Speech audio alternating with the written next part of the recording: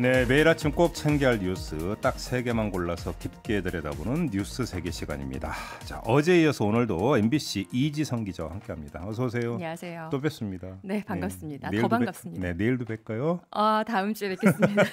딱 자르시네. 네. 자, 첫 소식 가볼까요? 네, 정부가 어제 북한의 금강산 실무회담을 제안했습니다. 네. 편한 시기에 금강산에서 만나서 금강산 관광 문제를 포괄적으로 논의해보자는 건데요. 네. 북한이 금강산에 있는 남측 시설을 철거하라고 요구한 게 나흘 전입니다. 네. 그때 북한은 철거 관련 협의도 문서로 하자고 했었는데 우리 정부와 현대아산 측은 일단 만나서 협의하자 네. 역제안을 한 건데요.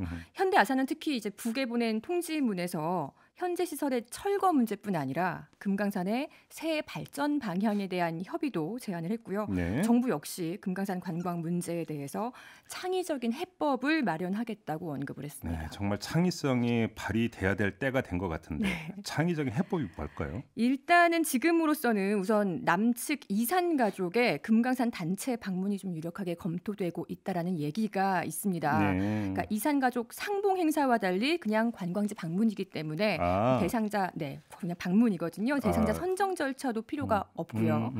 이산 가족이라는 또 명분이 있어서 인도주의적으로 그 안보리 제재 위반 소지도 적고요. 근데 이것만은 아니겠죠. 창의적인 해법이 실제 어떤 폐가 있는지는 남북이 만났을 때 비로소 드러날 것으로 아무튼 봅니다. 이산 가족 상봉이 아니라 그냥 이산 가족 남측 이산 방문. 가족들만 금강산을 방문하는. 북이 받을까요?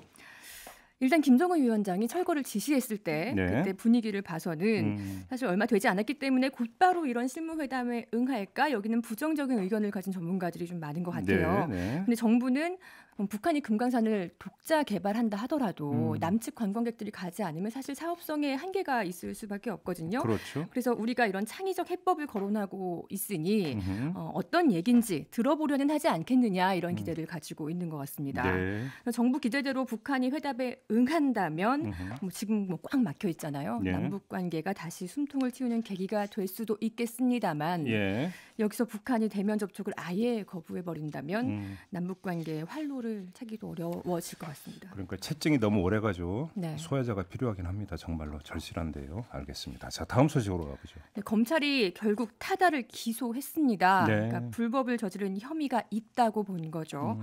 서울 개인 택시조합이 지난 2월에 타다를 고발했었는데 사실 경찰은 불기소 의견으로 검찰에 송치를 했었어요. 그런데 예. 검찰이 혐의가 있다고 보고 기소를 한 거고요. 네. 그래서 타다 서비스의 운영사인 VCNC의 박재욱 대표와 VCNC를 소유하고 있는 모 회사 소카의 이재용 대표가 여객 자동차 운수사업법 위반 혐의로 법정에 서게 됐습니다. 네. 그러니까 혁신적인 공유 경제냐 불법 유사 택시냐 이 논란이 분분했는데 네. 이제 그 공이 사법부로 넘어가기도 했습니다. 이게 핵심이 이 타다를 렌터카로 볼 거냐 아니면 콜택시로 볼 거냐 이 문제라면서요. 그렇습니다.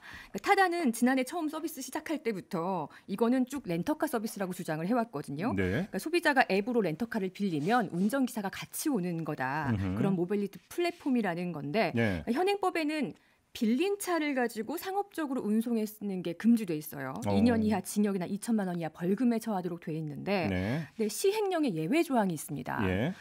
승차 전원이 11인승 이상, 15인승 이하의 승합차인 경우에는 관광 활성화를 위한 네. 취지로 운전자 알선이 허용돼 있거든요. 네. 그러니까 타다는 바로 이 예외 조항을 근거로 합법 운영이라는 입장인데 그러니까 네. 쉽게 말하면 소비자가 승합차를 렌트하는 계약과 그 뒤에 운전할 기사를 알선하는 계약이 이 앱을 통해서 그 동시에 성립되는 형태라는 거죠.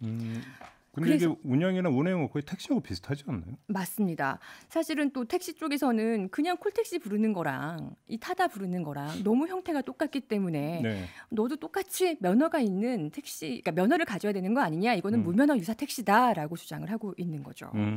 그래요. 아무튼 이재용 대표 반응은 어떻게 나왔어요?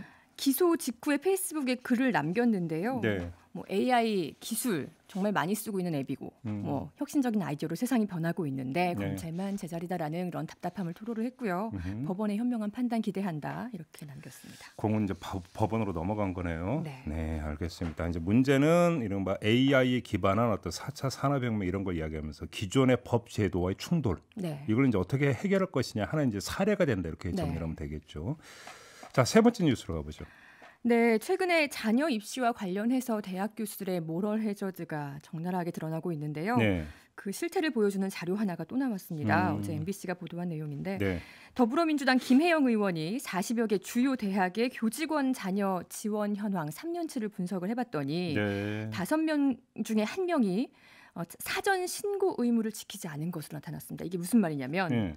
부모가 교수로 있는 대학에 네. 자녀가 지원을 할 경우에는 네. 이해 충돌의 문제가 생기기 때문에 네. 부정 입학을 막기 위해서 지난 2011년부터 그럴 경우 학교에 사전 신고를 하고 면접자에 반드시 외부인, 외부 입학 사정관이 포함되도록 의무화하고 있습니다. 예.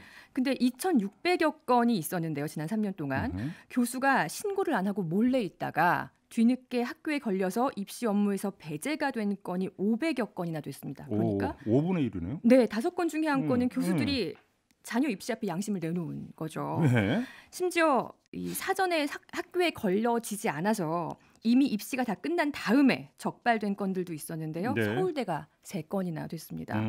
근데 그 교수들의 변명이 정말 황당합니다. 네. 자녀가 서울대에 지원서를 낸 줄을 몰랐다고 했답니다. 근데 이게 다가 아니에요. 아, 진짜로 이렇게 변명? 네, 이렇게 변명을 했습니다. 우리가 이제 이럴 때 하는 말이 있죠. 말이야 막걸리야.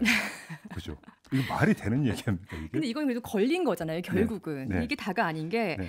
적발된 게 이 정도고 적발이 안 된 건들은 숫자를 알 수 없다는 게 정말 큰 문제고요. 네. 그리고 고려대와 연세대 등 주요 사립대 12곳은 아예 자료 제출을 거부했습니다. 그러니까 공개하지 못할 때는 뭔가 숨기고 싶은 게 있을 가능성이 높죠. 예. 실제 최근에 한 전북대의 한 교수는요, 2 자녀를 논문 공저자로 올렸을 뿐 아니라 지원자 중에 하위권이었는데 그 2 자녀가 모두 동료 교수들에게 면접 최고점을 받아서 합격을 한 사례가 있고요. 네. 그래서 정부가 올해 관련법을 만들기는 했습니다만은 여전히 처벌 규정이 없어요. 그래서 과연 교수들이 이 자녀 입시 앞에서 양심을 지킬 수 있을지는, 그런 강제력이 있을지는 의문입니다. 야, 이거 뭐 조사해야 된다는 얘기가 여기저기서 나오고 있는데 그 강도를 더 높여주는 뉴스 같습니다. 좀 심하네요, 그죠? 알겠습니다. 네. MBC 이지성 기자와 함께했습니다. 고맙습니다. 고맙습니다.